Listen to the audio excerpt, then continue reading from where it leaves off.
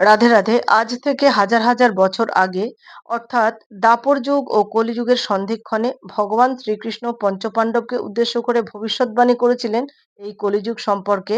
আর এই ঘটনা লিপিবদ্ধ করা হয়েছিল উদ্ধব গীতা গ্রন্থে।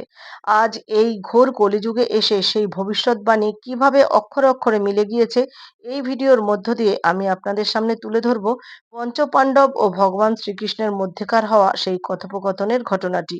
সময়টা দাপর যুগের শেষ ভাগের কয়েক বছর আগেই কুরুক্ষেত্রের যুদ্ধ শেষ হয়েছে। হস্তিনাপুরের সিংহাসনে পঞ্চপাণ্ডব বহু কাল ধরে রাজত্ব করছেন। অন্যদিকে দরজায় কড়া নাড়ছে ভয়ঙ্কর কলিযুগ। এমনই এক সময় পঞ্চপাণ্ডব একদিন ভগবান শ্রীকৃষ্ণকে প্রশ্ন করলেন, হে মাধব, আমরা শুনতে পেয়েছি কলিযুগ আগত প্রায়, কিন্তু কলিযুগের বৈশিষ্ট্য সম্পর্কে আমরা খুব ভালোভাবে অবগত নই। আপনি দয়া করে আমাদেরকে কলিযুগ সম্পর্কে ধারণা প্রদান করুন। পঞ্চপাণ্ডবের অনুরোধে ভগবান শ্রীকৃষ্ণ বললেন, হে পাণ্ডবপুত্রগণ, এখন আমি এখান থেকে 5 দিকে 5টি তীর নিক্ষেপ করব। আপনাদের কাজ হবে সেই 5টি তীর কুড়িয়ে নিয়ে আমার কাছে ফিরিয়ে আনা। তবে তীর কুড়িয়ে আনার সময় আপনাদের চারপাশে কি ঘটছে তা ভালোভাবে লক্ষ্য করতে কিন্তু ভুলবেন না। এই 5টি তীর ফিরিয়ে আনার পর আমি আপনাদের 5টি প্রশ্নের উত্তর দেব। ভগবান শ্রীকৃষ্ণের মুখে এই কথা শোনার পর পঞ্চপাণ্ডব সানন্দে রাজি হয়ে গেলেন। এরপর ভগবান শ্রীকৃষ্ণ তার ধনুক দিয়ে 5 দিকে 5টি তীর নিক্ষেপ করলেন এবং সাথে সাথে পঞ্চপাণ্ডবের 5জন 5 দিকে বেরিয়ে পড়লেন তীর খুঁজে আনার জন্য। অল্প কিছুক্ষণের মধ্যেই পঞ্চপাণ্ডবের প্রত্যেকে একটি একটি করে তীর হাতে নিয়ে ভগবান শ্রীকৃষ্ণের দরবারে ফিরে এলেন। শ্রীকৃষ্ণ জ্যেষ্ঠ পাণ্ডব যুধিষ্ঠিরকে প্রশ্ন করলেন, বলুন ভ্রাতা যুধিষ্ঠির, আমার নিক্ষেপিত তীর কুড়িয়ে আনতে গিয়ে আপনি কি দেখতে পেলেন? যুধিষ্ঠির উত্তর দিলেন, হে গোবিন্দ, আমি তীর খুঁজতে গিয়ে একটি খুব সুন্দর হাতি দেখতে পেয়েছি। হাতিটি জলাশয়ে দাঁড়িয়ে জল ক্রীড়া করছিল। কিন্তু আশ্চর্যের ব্যাপার, এই সুন্দর হাতিটির ছিল দুটি সুর। এই ঘটনার সাথে কলিযুগের কি সম্পর্ক? মৃদু হেসে ভগবান শ্রীকৃষ্ণ উত্তর দিলেন, হে ধর্মরাজ যুধিষ্ঠির, আপনি যে দুই সুরবিশিষ্ট হস্তিটিকে লক্ষ্য করেছেন বা দর্শন করেছেন তা কলিযুগের মানুষের দ্বিচারিতার প্রতীক। অর্থাৎ কলিযুগের বেশিরভাগ মানুষ হবে মিথ্যেবাদী ও স্বার্থপর। তারা মুখে বলবে এক কথা, কর্ম করবে সম্পূর্ণ ভিন্ন রকমের। অর্থাৎ কথা ও কাজের মধ্যে কোনো মিল থাকবে না। বলবে এক, করবে আর এক। শ্রীকৃষ্ণের কথা শেষ হবার পর দ্বিতীয় পাণ্ডব ভীম বলেন, হে দেবকী নন্দন, আমি যখন আপনার নিক্ষেপিত তীর ফিরিয়ে আনার জন্য জঙ্গলে প্রবেশ করেছি, তখন আমি একটি অতি মনোরম গাভী ও তার বাছুরকে দর্শন করেছি। আমি দেখেছি বাছুরটি পরম মমতা সহকারে, তৃপ্তি সহকারে গাভীটির স্তনদুগ্ধ প্রাণ পান করছে, কিন্তু গাভীটিও অতি স্নেহ মমতায় তার বাছুরটির শরীর লেহন করে দিচ্ছে। কিন্তু দুঃখের বিষয়, মা গাভীটি এত তীব্রভাবে বাছুরটির শরীর লেহন করছে যে তাতে বাছুরটির শরীরের চামড়া যেন ছুলে যাচ্ছে এবং সেখান থেকে রক্তক্ষরণ হচ্ছে। এখন আপনিই বলুন কেশব, গোমাতা ও বাছুরের এই কাহিনীর সাথে কলিযুগের কি সম্পর্ক? শ্রীকৃষ্ণ তার ভুবন ভোলানো মৃদু হাসি হেসে বললেন, ভ্রাতা ভীম, আপনি যে গাভীটিকে দর্শন করেছেন সেটি কলিযুগের পিতামাতাদের একটি প্রতীকী রূপ। এই কলিযুগের পিতামাতা তাদের সন্তানদের এত বেশি স্নেহ দেবে, অতিরিক্ত স্নেহ ও ভালোবাসা দেবে, এই অন্ধ সন্তান স্নেহ তার সন্তানদের ক্ষতির কারণ হবে। ফলে তার সন্তানরা হয়ে উঠবে বিচার বুদ্ধিহীন, পরনির্ভরশীল এবং একসময় তারা অসৎ পথে গমন করতেও দ্বিধা করবে না। অর্থাৎ পিতামাতার এই অন্ধ সন্তান স্নেহ নিজের সন্তানের অধঃপতনের বা ক্ষতির কারণ হবে।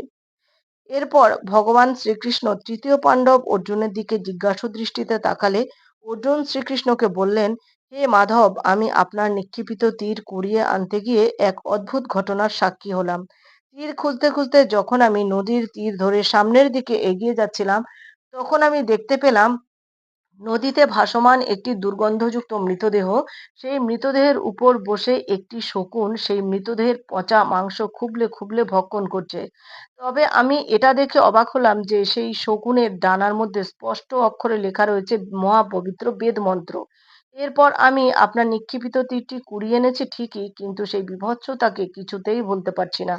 অর্জুনের মনের এই অবস্থা ভগবান শ্রীকৃষ্ণ বুঝতে পেরে তিনি বললেন, হে পার্থ, তোমার দেখা ওই শকুন পক্ষীটির কলিযুগের ভণ্ড সাধকদের একটি প্রতীকী রূপ।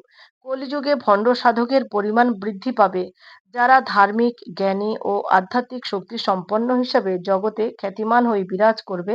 তাদের প্রকৃত মানসিকতা হবে শকুনের মতো ধূর্ত ও স্বার্থান্বেষী।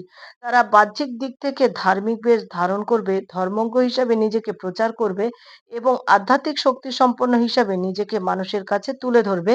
কিন্তু প্রকৃতই তারা হবে শাস্ত্র জ্ঞানে অজ্ঞ।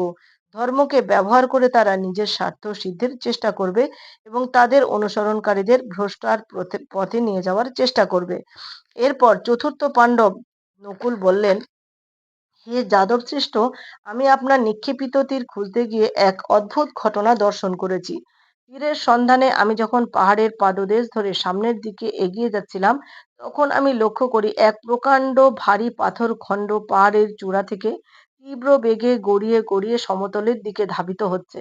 পাথর খণ্ডটি এতই ভারী ছিল যে পাহাড়ের উপরের মোটা গাছগুলো সেই পাথরখণ্ডের গতিকে আটকাতে পারল না। বড় বড় গাছে ধাক্কা খাওয়ার পরেও পাথরখণ্ডের গতি কিছুতেই কমছিল না। সে যেন সবকিছুকে লণ্ডভণ্ড দিক করে প্রচণ্ড গতিতে পাহাড়ের পাদদেশের দিকে এগিয়ে আসছিল। কিন্তু অবশেষে সামান্য একটি লতাগুল্ম জাতীয় উদ্ভিদের গায়ে এসে পাথরটি এমনভাবে আটকে গেল যে সেটির গতি সেখানেই নিঃশেষ হয়ে গেল।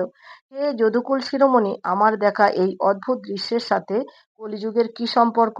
আমাকে দয়া করে অবগত করুন। উত্তরে ভগবান শ্রীকৃষ্ণ নকুলকে বললেন, হে নকুল, তোমার দেখা ওই পাথর খণ্ডটি কলিযুগের মানুষের পাপের প্রতীক।